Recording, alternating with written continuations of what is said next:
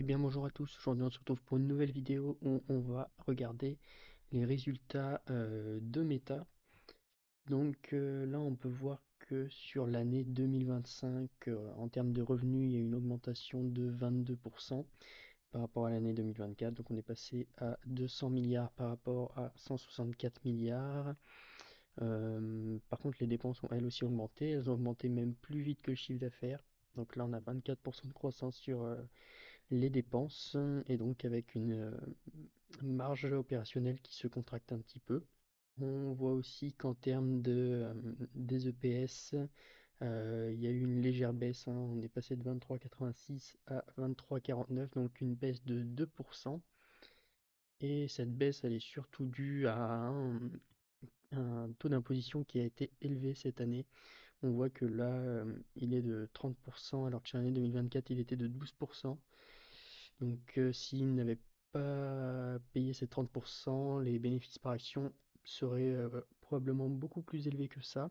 Ensuite, on peut voir que sur le Family Daily Active People, le nombre d'utilisateurs actifs par jour sur WhatsApp, Messenger, Facebook, Instagram, donc il est en croissance là depuis un petit moment. Donc on est à 3 milliards 58 d'utilisateurs actifs par jour sur au moins une des quatre plateformes.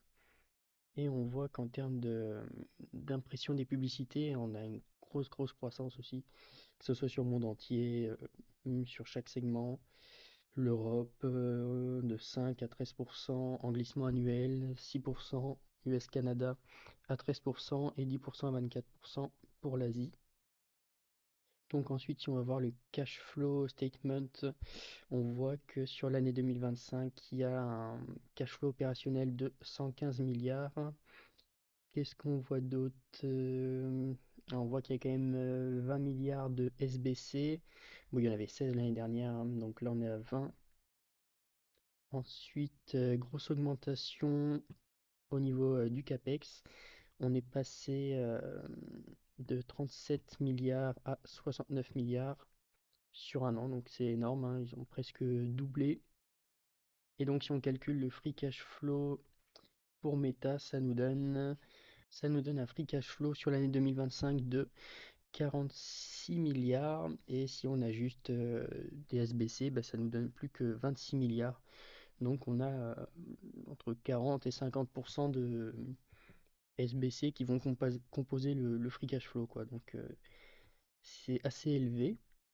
Donc là, si on va regarder un petit peu les chiffres, on voit que en termes de croissance du chiffre d'affaires, là-dessus, il n'y a pas de problème, hein, c'est super. Ensuite, si on regarde le taux d'imposition, on voit que bah, là, il est vraiment élevé, hein. Il y a un gros pic cette année, là, au cours du deuxième ou troisième trimestre.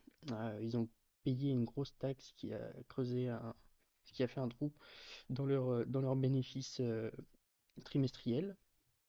Donc en termes de CAPEX, on voit que ça fait que s'accélérer depuis pas mal d'années. Et puis là, c'est vraiment cette année 2025 où bah, on est à 70 milliards quasiment de CAPEX, ce qui est énorme, hein. C'est quasiment presque doublé en un an. Donc à voir où ça va nous amener. Et on peut voir par contre si on se base sur le free cash flow, que bah, il y a une baisse sur l'année 2025 par rapport à l'année 2024, hein. On a perdu quasiment 10 milliards de free cash flow. Et bien sûr, si on a juste des SBC, on n'a plus que 26 milliards, hein, de free cash flow. Ensuite, si on regarde un peu dans le transcript ce qu'il nous dit sur les CAPEX, hum, hum, hum.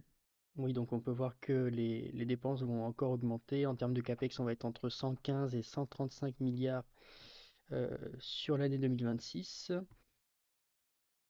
Donc ça fait encore une grosse augmentation des CAPEX par rapport à cette année.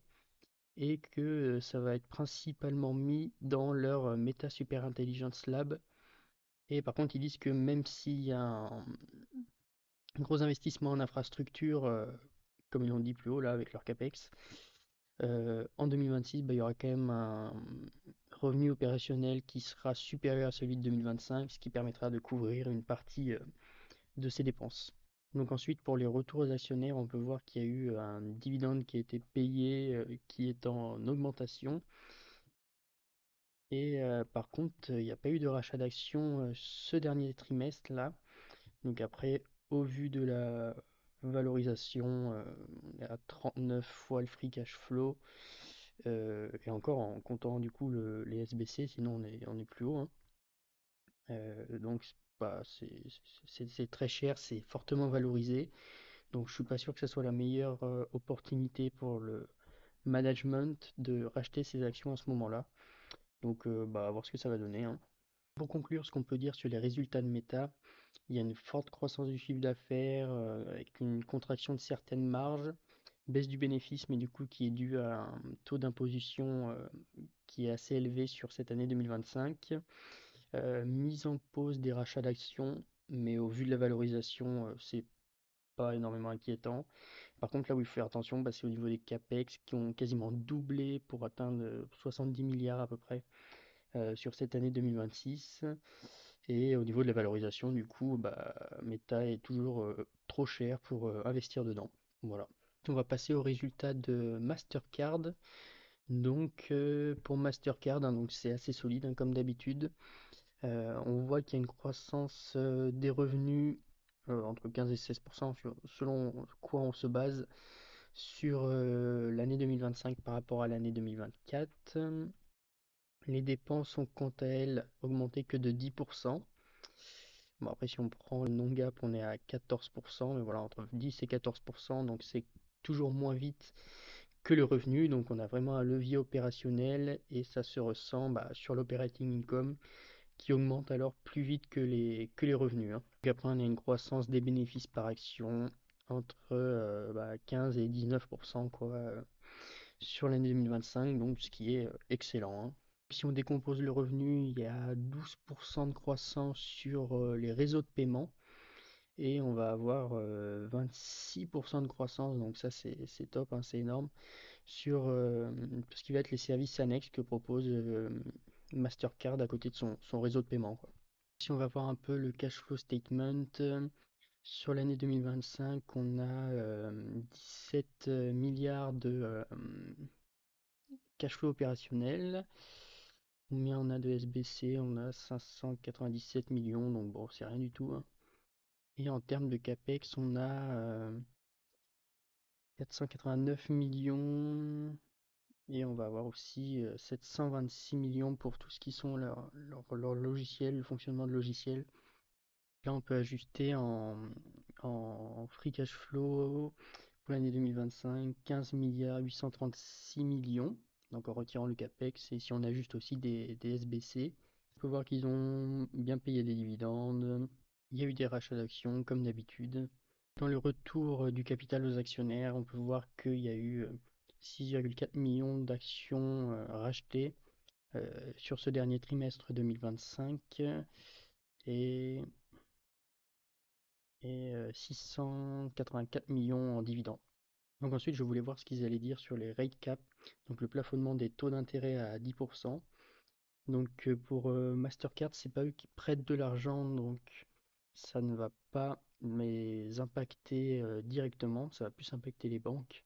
S'il y a un plafonnement des taux d'intérêt à 10%, ce qu'ils expliquent, c'est que ça va causer un dérèglement en fait, du système actuel où les banques vont tout simplement plus vouloir prêter d'argent à des profils risqués, parce que si ce taux d'intérêt est plafonné à 10%, elles vont estimer que ça ne va pas couvrir le risque associé à ce prêt en fait. Et donc plutôt que d'augmenter le risque, elles vont tout simplement préférer ne pas prêter. Et la seule chose que ça peut avoir sur Mastercard, c'est une baisse totale des transactions en fait qui sont faites sur son réseau de paiement. Mais à part ça, ça me semble pas inquiétant plus que ça, hein. Je pense que ça ne pose pas du tout de problème pour Mastercard. Si on regarde la valorisation de Mastercard après ses résultats, on est à 28 de prix sur free cash flow, donc c'est correct. Mais eux, ils enlèvent juste pas les SBC et ils ne prennent pas en compte le capitalized software dans le CAPEX. Mais bon, on est à ces niveaux-là à peu près, hein, vu le peu de différence que ça représente. qu'à ce prix-là, moi je ne renforce pas, j'attends. Et pour Meta, pareil, je n'ai pas de position sur Meta, mais je n'en ouvre pas à ce prix-là. Et pareil, du coup Mastercard, je renforce pas, hein. Donc voilà, n'hésitez pas à me dire si cette vidéo vous a plu. Et on se retrouve pour une prochaine vidéo. A plus!